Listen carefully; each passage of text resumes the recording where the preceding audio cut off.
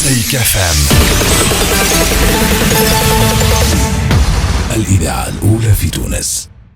La ministre, et si la Tunisie porte l'espoir ce soir, et là aussi, sans diplomatie, sans flagornerie aucune, je l'ai déclaré, je le répète ce soir, de mon point de vue, la Tunisie porte l'espoir grâce à ces femmes. Vraiment. Parce que vous êtes toutes là, vous représentez tout ce que je vois depuis 18 mois en Tunisie, dans tous les secteurs d'activité possibles, de l'entreprise, des patronnes, des grandes patronnes, des avocates, des médecins, tout est là, des activistes dans le monde de la culture, de l'architecture, de la culture, des arts, tout le monde est là, de la politique, bien sûr, j'ai la chance d'avoir plusieurs députés aussi ce soir, au-delà d'avoir une ministre ce soir. La Tunisie porte l'espoir, il y a un an, jour pour jour, même lieu, même occasion, j'avais, je ne sais pas si c'est le courage ou la folie plutôt, mais c'est lié toujours, l'opportunité de déclarer que s'il y a un tabou dans la région qui peut être brisé grâce à la Tunisie, c'est le tabou de l'héritage. Le 13 août 2017, le président de la République nous a donné en 2017, il y a eu cela, il y a eu cette avancée grâce à la Tunisie. Il y a eu aussi ces décisions très lourdes de signification, d'espoir sur le mariage des Tunisiennes. Il y a eu cette loi sur les violences aussi. Donc la Tunisie porte l'espoir par ses femmes, pour ses femmes, sur tous ces chapitres. Aujourd'hui, le combat continue. C'est pas, Madame la ministre, vous serez d'accord avec moi, le combat continue, au moins dans 4 directions. Et quand je dis le combat continue, c'est pas qu'en Tunisie, c'est en Europe aussi. Ce soir, je m'exprime en tant qu'ambassadeur de l'Union européenne, bien sûr, en tant qu'homme, accessoirement, mais aussi en tant qu'ambassadeur. Et les 4 directions, vous les avez fixées, ce sont les mêmes que nous, de l'autre côté de la Méditerranée, c'est la lutte contre les violences. La lutte contre les violences dans le secret d'une famille, d'un foyer, dans les transports, en commun, dans la vie de tous les jours, quelle que soit la forme de violence, c'est la lutte contre ces violences qui est fondamentale et qui doit encore demander de l'énergie, du combat. Mais nous n'en avons pas parlé ensemble, Madame la Ministre, depuis que nous nous sommes rencontrés il y a plus d'1 an. La lutte contre ces violences, c'est pas seulement quand on est à l'âge adulte, c'est pas seulement quand on est dans une entreprise, dans une administration, ou à la maison, tout simplement, quand on est une femme. Ça commence très jeune. Ça commence à l'école, à la petite enfance, dans les jardins d'enfants, où on apprend à nos garçons et à nos filles le respect de l'autre, l'amour de soi, mais le respect de l'autre, et qu'un petit garçon et une petite fille, c'est la même chose. Et qu'on n'est pas violent l'un avec l'autre, qu'on est ouvert, l'amour de soi et l'amour de l'autre. C'est ça, ce combat pour l'éducation au service de la lutte contre la violence faite aux femmes, je crois.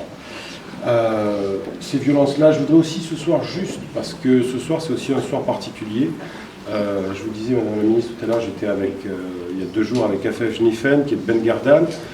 Il y a 2 ans, jour pour jour, là aussi, il se passait des choses à Ben Gardan contre l'État islamique en Tunisie. La Tunisie a gagné, les sources de lumière ont gagné. La violence en milieu urbain, c'est une chose, mais la violence en milieu rural, c'est important. Je crois que c'est important de parler du courage des femmes en milieu rural. C'est important. Et si je cite Ben Gardan, c'est parce que beaucoup d'entre vous, ici, m'avaient demandé de le faire, pas seulement ce soir. Il est important de veiller à ce que la petite fille ou la jeune fille qui veut aller à l'école, à Ben Gardan, à Semama, sur le Mont Chambi, à Kasserine, à Sbetla, puisse toujours le faire. Ça, c'est important. Quand on parle de violence, de lutte contre les violences faites aux femmes en Europe, en Occident, aux États-Unis, certes, c'est un combat commun entre la Tunisie et l'Europe. Mais c'est aussi important de savoir qu'il y a ces combats aussi à mener pour les filles, les jeunes filles dans ces régions-là, en milieu rural. La politique, Madame la Ministre, un autre miracle de la Tunisie, la parité. Là aussi, on m'a demandé ce soir de parler de parité, les élections municipales, les nouveaux miracles tunisiens. Mais la parité, c'est bien si on arrive à avoir des femmes leaders. Et ça, c'est ce qui est en jeu. J'ai la chance de travailler pour une femme. Je ne parle pas de mon épouse. J'aurais pu. J'ai la chance de travailler pour la chef de la diplomatie européenne. C'est la 2e femme pour laquelle je travaille. Avant elle, il y a une autre femme, chef de la diplomatie européenne. C'est important, je crois, aussi ce combat pour la parité et ce combat pour avoir des femmes leaders. Et je dis cela parce que j'ai été nommé par une femme et je travaille dans mes équipes entouré sur 5 adjoints, j'ai 3 femmes. et la majorité de mon staff est féminin. Mon staff européen, mon staff tunisien, et je crois que c'est une chance, vraiment pour moi. L'économie, c'est la troisième direction. La parité, c'est très bien, mais l'égalité économique, c'est mieux. Notamment quand on parle d'égalité salariale. En Europe, bien sûr, ici aussi.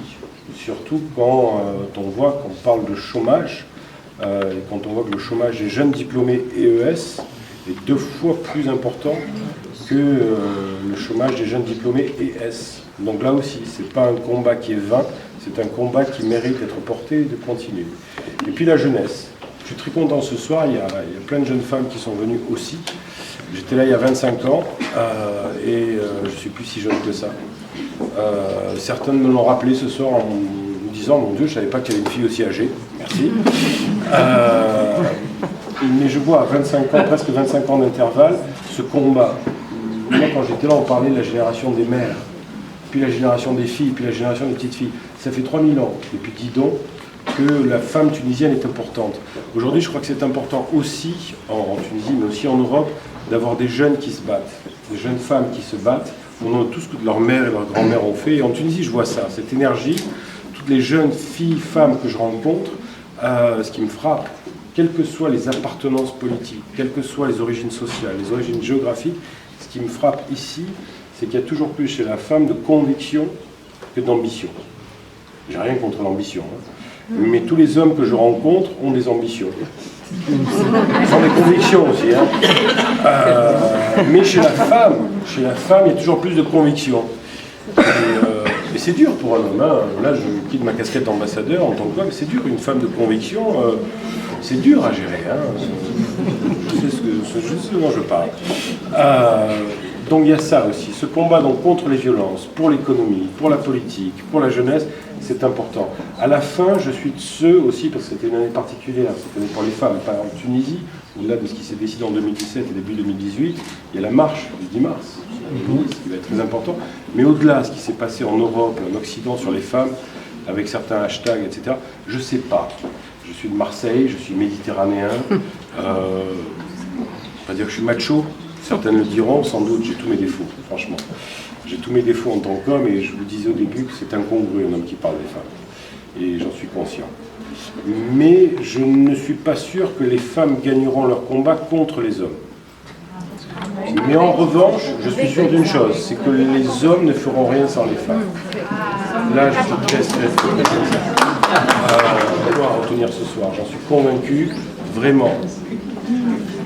Un pays ou une société dans laquelle les femmes ne sont pas épanouies, ne peut pas être capable de prospérité. Et c'est pour ça que la Tunisie porte l'espoir. Parce que toutes et tous, ici, je vois que cette femme épanouie, cette femme tunisienne, cette année, la femme tunisienne, la Tunisie est capitale de la femme arabe. Mais au-delà de ça, je crois que la Tunisienne toute simple justifie que la Tunisie soit capitale de la femme.